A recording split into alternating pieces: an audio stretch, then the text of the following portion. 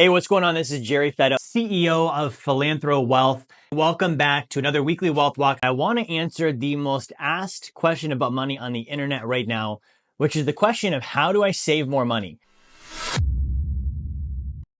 Right? So when I look at how do I improve something or how do I increase something, I look at like why would I be doing it in the first place? Right? So if I wanted to lose weight, I would be looking at, well, what's my purpose for losing weight? Or if I wanted to make more money in my business, I'd be looking at what's my purpose for doing that. So one of the main reasons people don't save more money is they don't actually have a reason to. There's no purpose behind it. Right? Like, why would we be saving? And so this goes back to, these things we hear like save for an emergency or save for a rainy day. Those are actually poor reasons to save, right? So if I really want to save, I want to understand first, what am I saving for and what's my goal, right? So that's point number one. If I want to increase my savings and save more money, I need to have a goal for it. I need to have something I'm going for. And it needs to be something that's exciting and something that's going to pay off for me, right? So for me, the primary reason behind saving money is so I have money to invest in income producing assets.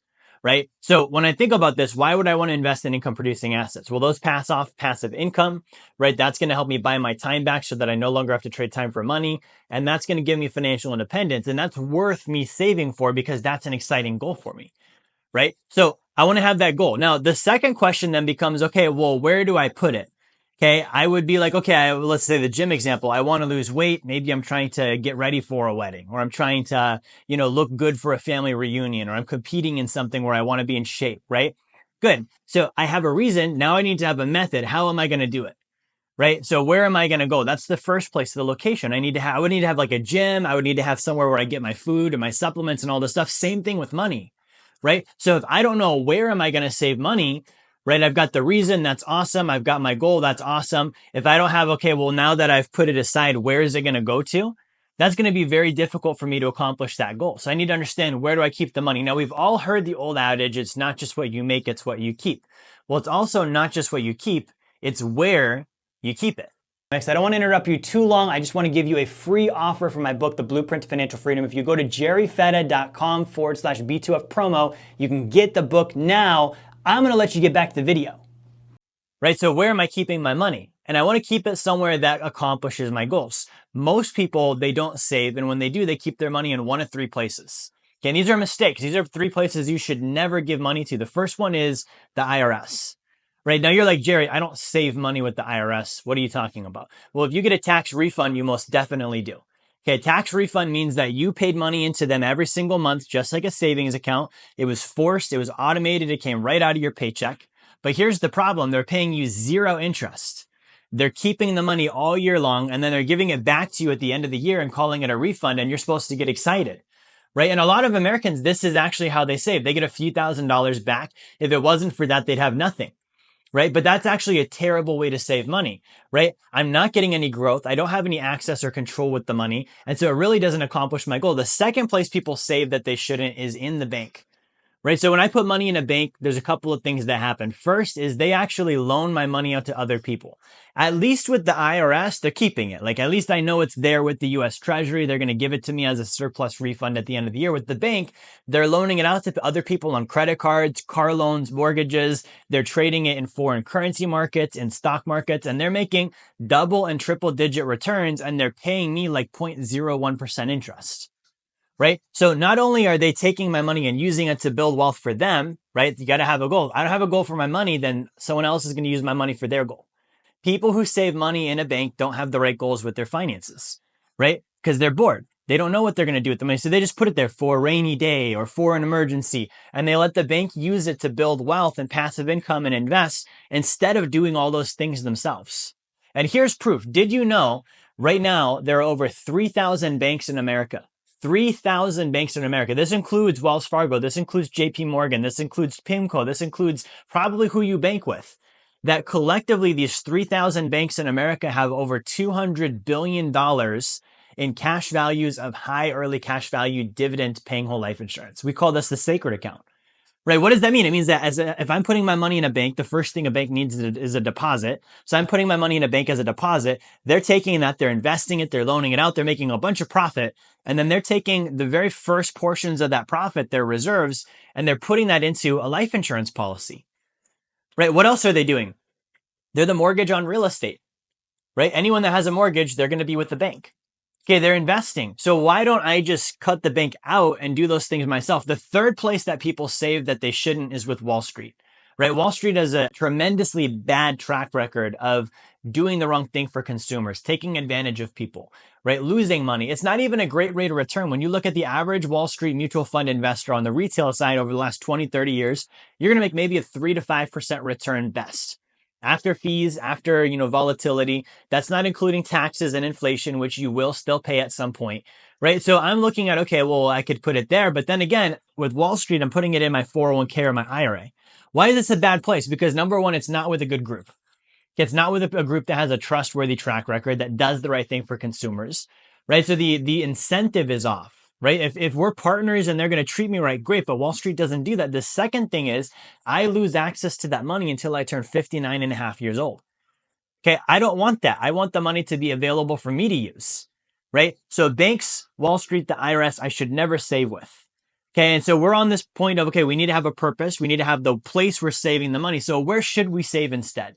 When I studied the top of wealth, the one percenters, the institutions, the banks, the large corporations throughout history, they actually use life insurance.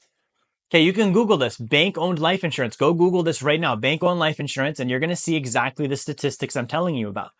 Bank of America, who I have my business checking account with, they have $22 billion in life insurance cash values in the Sacred account.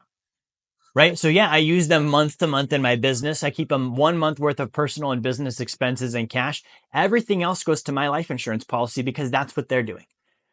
Right? Building wealth isn't hard. We just need to be following the right people. Like it's not the brother-in-law at the Thanksgiving table. It's not the coworker. It's not the financial advisor that goes to church with us that we should be listening to. It's what are the one percenters actually doing? And this is what they're doing. And this is what they've been doing for almost 200 years. Hey, what's up? Jerry here. I just wanted to give you another reminder. Grab my book, Blueprint to Financial Freedom. It's going to be one of the best books you have ever read on finance. I can promise you that. You're going to love it. It's also a free offer. So if you go to jerryfetta.com/B2F promo, you can get that now. Right? So the track record and the clues are there. We can do the same thing. So life insurance, not any kind of life insurance. It's specifically one type. Okay, I want you to hear me out on this. One type of life insurance.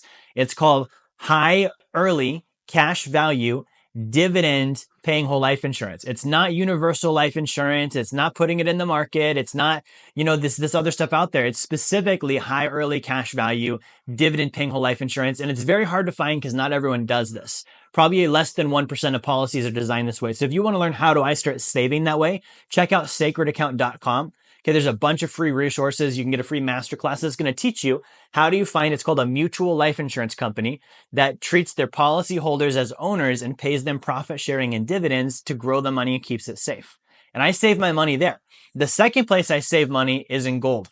Okay, I buy physical gold. I can lease it out for income. I can borrow against it. I can sell it. I can transfer it between silver as well. And so that's another place the wealthy save. And you might be like, why would I save in gold? It's just a rock. Right? It's a shiny rock. Great. So there's a group called the Central Bank, the Federal Reserve Bank of the United States. They're a private corporation that loans money to the United States Treasury so that we have dollars in our economy. Meaning there's a private bank that loans and creates all of the dollars in existence to lend it to the Treasury, who will then pay interest to that bank, and that bank makes profit off of all our currency. That group, that central bank, has 80% of their reserves in gold right now. That's over $500 billion worth of gold. Okay, if gold is just a shiny rock, why are they doing that? Okay, why does JP Morgan have hundreds of millions of dollars in silver? One of the top silver purchasers and owners in the world. Right, these things I'm saying, you're like, oh, that doesn't sound right. Okay, good, but who is using it? Right, not how many people know about it, not how many people know about it, which ones are using it. Right, the number one owner and purchaser of the life insurance that I mentioned is the largest banks in the United States. The number one owner of gold in the world, the United States Central Bank, where you get your dollars. Realize they trade paper to you in exchange for gold back.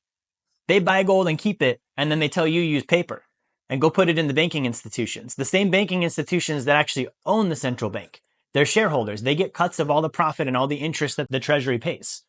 Right? So I want to change the place and the way that I save money. Life insurance is the way to go. Gold and silver is the way to go. Okay. And then finally, I need to be on a forced automated savings plan that happens no matter what every month. Right? Think about like again, when I pay taxes, when does that come out and do I actually have to pay them? No, it comes right out of my paycheck before I get paid. It goes right to the IRS. Okay, when I have my 401k plan, same thing. That comes right out of my paycheck and goes right to my 401k before I even get paid. Okay, with the bank, if I have a mortgage, that mortgage payment is automated and forced every single month, right? So people don't do that to themselves, right? We as individuals, we need to practice the strategies of the top 1%. The way that those institutions get money from you and I is it's forced and automated. And again, they're using it for their own purposes and their own wealth building. So if I use the same formula on myself, the life insurance, the gold and silver, being forced, being automated, and I do that with my own money, I'm going to get a similar result. And I'm going to realize that I start building wealth and saving. Right? So it's kind of like this thing. So I used to be a personal trainer and a bodybuilder. If someone said to me, Jerry, I want to build muscle and lose weight. Okay, the first thing I'd say is, okay, good. You need to get on a scheduled meal plan and you need to go to the gym every day. And it needs to be something that you don't have to think about, right? Discipline is the thing that makes or breaks people. And because it's such a touchy topic, I say don't even bother with it. Just automate your life. Okay, forced, automated. You don't have to think about it. So I go to the gym, boom, it's done. I do my diet, boom, it's done. I do my savings, boom, it's done. I don't have the chance to say, should I not? I don't have that opportunity. It just happens. And a lot of people with savings, they have that opportunity, and that's where we allow for distraction. Okay, things that aren't priorities, things that don't help us, and we're like, oh, cool, I'm gonna go spend the money on this instead, right? Versus having it on that automated savings plan. That really is the key, guys. And something we've all experienced. If you're watching, have you ever forgotten you had money in your jeans? You put it through the laundry, and then weeks later, you put the jeans on and you find 20 bucks in your pocket? Okay, it's kind of like that with the Sacred account, but better. Right? You forget you're doing this and it builds up over time. So when you're doing the life insurance and you're doing the gold, it's not easy to spend. It's not easy for you to go access and pull out and sell into cash. And over time, it just builds. And then you look at it and you're like, shoot, I have thousands or tens of thousands or hundreds of thousands of dollars there that I didn't realize I had. Okay, now you can take it and you can go invest. So I hope this video has helped you. If it did, be sure that you like, share, and subscribe. I'll see you next time. Hey, this is Jerry Fetty here. I want to thank you for watching my video, watching my content. I hope you enjoyed it. If you would like to learn more about the Blueprint to Financial Freedom and how you can achieve passive income that exceeds your savings, your expenses, your taxes, your generosity, and build wealth like the top 1%, I want to encourage you, grab a copy of my book, The Blueprint to Financial Freedom. You can go to jerryfetta.com/B2F promo, or you can click the link in the description of the video here. The copy is free. You cover your shipping. We'll send the book out to you, and we'll send you an email with a bunch of great bonus material also for free. Get the book, subscribe to the channel. I'll see you on my next content.